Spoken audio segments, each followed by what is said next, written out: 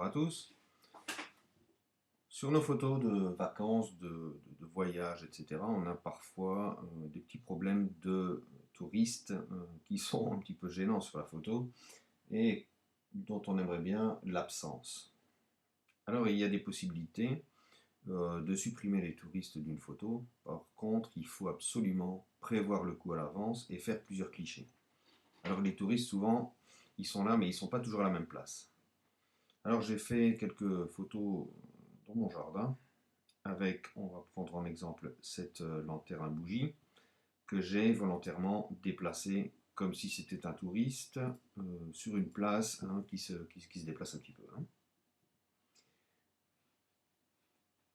Je vais tout simplement vous montrer une méthode pour récupérer une photo sans cette malheureuse lanterne, peu importe où elle ait été. À l'aide de ces 6 photos, on va pouvoir tout simplement la dégager. Je vais commencer dans Lightroom par développer ma photo comme j'aimerais plus ou moins la voir. Donc je vais commencer par vérifier un petit peu. Je vais mettre une lumière du jour. Jaunir un petit peu tout ça. Voilà, donc on va peut-être exposer un peu plus. On va virer les tons. On va prendre la balance des blancs. Alors j'enfonce la touche Alt pour voir un peu si je crame mes blancs ou pas. Je fais pareil avec les noirs. Dès que je commence à avoir des points noirs, je stoppe. Donc là j'ai ma balance des blancs. On peut jouer encore sur les ombres et les hautes lumières. Voilà. Alors on va mettre un peu de clarté parce que ça donne toujours un superbe effet. On va mettre de la vibrance et on va passer directement à la correction de l'objectif. On va l'activer. On va supprimer l'aberration chromatique. On va passer en redressement automatique. Voilà, une fois que c'est fait, je peux, par majuscule, clic, sélectionner la dernière photo à traiter également, et je vais tout simplement aller cliquer sur le bouton synchroniser. J'ai ma petite fenêtre ici qui s'ouvre avec toutes les fonctions qui sont cochées, et je clique sur synchroniser. Ça permet d'appliquer les mêmes corrections à toutes les images. Par contre, si je regarde mes images comme je l'avais fait précédemment, je me rends compte que il faut un petit peu que ça charge.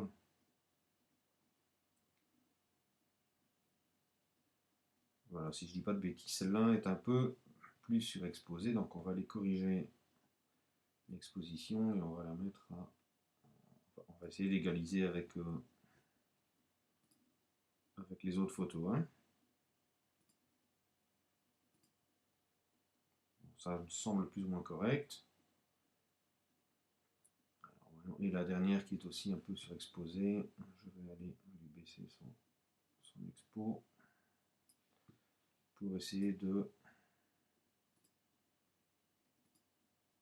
Ça a l'air d'être pas mal. Alors on a des petits mouvements, pourtant j'étais sur trépied, mais je sais pas, des arbres qui bougent, je sais pas. Toujours est-il que mes 5 photos, elles sont maintenant prêtes, je les sélectionne toutes. Et avec un clic droit, je vais demander à ouvrir dans Photoshop, modifier dans, ouvrir en tant que calque dans Photoshop.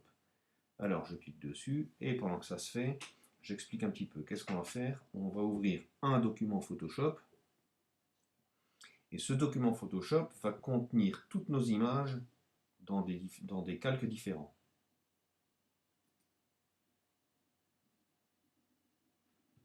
Voilà, il est en train de travailler, il est en train d'importer, ça prend toujours un peu de temps.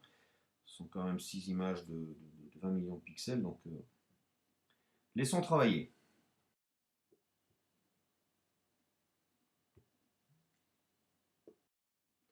Voilà, toutes mes images ont été importées en tant que calque dans mon document Photoshop. On va pour ça, on va un peu vérifier, tout est bon. Donc on a bien la lanterne devant le pot de fleurs et puis la lanterne ailleurs et à chaque fois pareil. Ok. Par contre, on peut remarquer qu'on a du mouvement dans les feuilles à cause du vent. Dans ces feuilles-ci, ça ne sera pas trop important parce qu'il y en a beaucoup, donc le détail est assez précis. Par contre, ici, dans les feuilles brunes qu'on a du prunier ici, du prunus, pardon, on voit qu'il y a du mouvement qui va gêner. Alors, pour commencer, je vais prendre justement cette dernière photo. Je vais prendre l'outil de sélection et je vais aller faire un cadre justement de cette partie qui bouge. Et par un commande J ou CTRL J, je vais la dupliquer. Voilà, donc si je masque le reste et que je laisse apparaître, j'ai bien mon image qui sera fixe. Hein. Ça va nous permettre de corriger un peu, comment je vais dire, le flou qui va se créer dans cette partie-là après la fusion. Donc maintenant, on va aligner parfaitement ces calques. Alors je vais cliquer sur la première photo, puis majuscule clic sur la dernière, et je vais aller dans édition, alignement automatique des calques. Et là, je vais prendre la projection automatique, pardon, et je clique sur OK. Ça prend un petit temps encore une fois, puisqu'il y a un calcul qui se fait, et Photoshop va aligner les 6 calques afin que tous les objets soient vraiment superposés. Voilà, le travail terminé. Photoshop a bien aligné tous mes calques. Maintenant, je vais, grâce à une fonction qui existe depuis, si je ne dis pas de bêtises, Photoshop CS3, je vais faire un clic droit sur tous les calques qui sont sélectionnés et je vais demander à... Il ne veut pas me le faire. On va recommencer ici. Donc, je sélectionne tous les calques. Je fais un clic droit et je clique sur convertir en objet dynamique. Ça va me convertir la photo en un seul calque. Un seul calque qui va lui-même contenir dynamiquement tous les autres. On laisse travailler.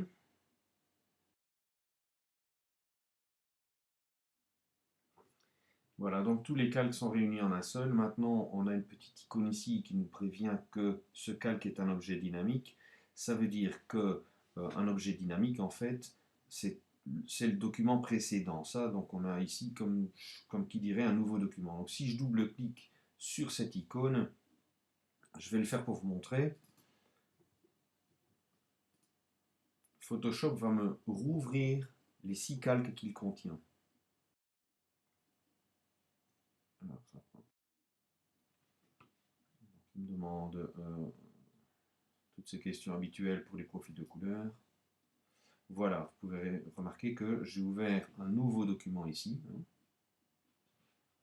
Et ce document contient toujours mes 6 calques. Je pourrais modifier un calque, enregistrer le travail et le fermer. La modification serait reproduite dans le deuxième document. Bon, ici, je ne vais rien faire, bien entendu. Je vais fermer tout simplement. C'était juste pour vous montrer ce qu'est un objet dynamique. En tout cas, tous nos calques sont dedans, dans cet objet dynamique, et ils sont alignés. Maintenant, on va leur donner un mode d'empilement, et on va aller pour ça dans, il ne faut pas que je dise de bêtises, calque, objet dynamique, et on va aller dans mode d'empilement, et on va choisir le mode médiane. Ce mode médiane va calculer tout ce qui n'est pas complètement identique sur chaque calque, et va le modifier ou le supprimer. On va se retrouver dans quelques instants avec ma terrasse sans cette lampe, alors qu'on a vu qu'elle avait été placée à différents endroits. Elle sera tout simplement disparue. Et ça, c'est une méthode qu'on peut utiliser très très facilement avec des photos de paysage où on a du touriste. Il faut juste penser à, quand on a du touriste qui est bien sûr mobile, à prendre suffisamment de photos pour pouvoir démasquer toutes les parties de l'image qui doivent l'être. Voilà, donc on se retrouve avec cette photo finale. Donc on avait parlé au début de ce flou qui s'était créé ici. Si je masque ma copie, on voit bien que j'ai un petit flou ici qui n'est pas très très joli. Donc j'ai bien fait finalement de copier ce calque. Et pour être certain qu'on n'a pas justement la trace de la séparation, je vais y mettre un masque de fusion. Et avec une brosse suffisamment grande, je vais augmenter un petit peu, je vais voir qu'elle est bien floue. Je vais masquer le calque inférieur et je vais aller tout simplement peindre un coup ou deux un aller-retour par exemple pour supprimer cette cassure. Voilà qui est fait. J'espère que vous avez compris la méthode. Elle n'est pas très compliquée. Elle est un peu longue parce que les photos sont... au plus il y a de photos, au plus ça sera long, bien évidemment. Une fois que c'est fait, vous pouvez très bien enregistrer le travail. Hein, fichier enregistré. Où est-ce qu'on est enregistré? Voilà. Je ferme Photoshop. Une fois qu'il aura enregistré, il va se fermer. Je vais retourner dans Lightroom et je vais voir mon PSD, donc mon format PSD hein, du Photoshop qui s'est rouvert dans Lightroom. Si je veux encore lui faire des corrections, par exemple, lui ajouter encore un peu de clarté, on va travailler la netteté, on va lui mettre du gain, on va passer à 60 par exemple, on va masquer un peu tout ce qui n'a pas besoin d'être forcément accentué, voilà, et on peut réduire le bruit s'il y a un peu de bruit. Ok, on va pas toucher ces précédemment, mais on peut par exemple, on peut aller lui ajouter un petit vignettage. Par exemple, moi j'aime bien le vignettage. Vignettage après recadrage, hein, c'est là qu'il faut aller. Et puis passer ça un petit peu vers la gauche. Pas trop, hein, juste un peu. Voilà. Ben voilà le travail tout. Finalement, c'était plus pour, pas pour la beauté du. J'ai un beau jardin, mais c'est pas pour la beauté de la photo, mais surtout pour la méthode, pour supprimer des objets qui se meuvent ou des objets ou des personnes qui se meuvent sur les images. Voilà, si vous avez des questions, n'hésitez surtout pas, hein, sur le forum, il n'y a pas de problème, je tâcherai d'y répondre. A bientôt, salut.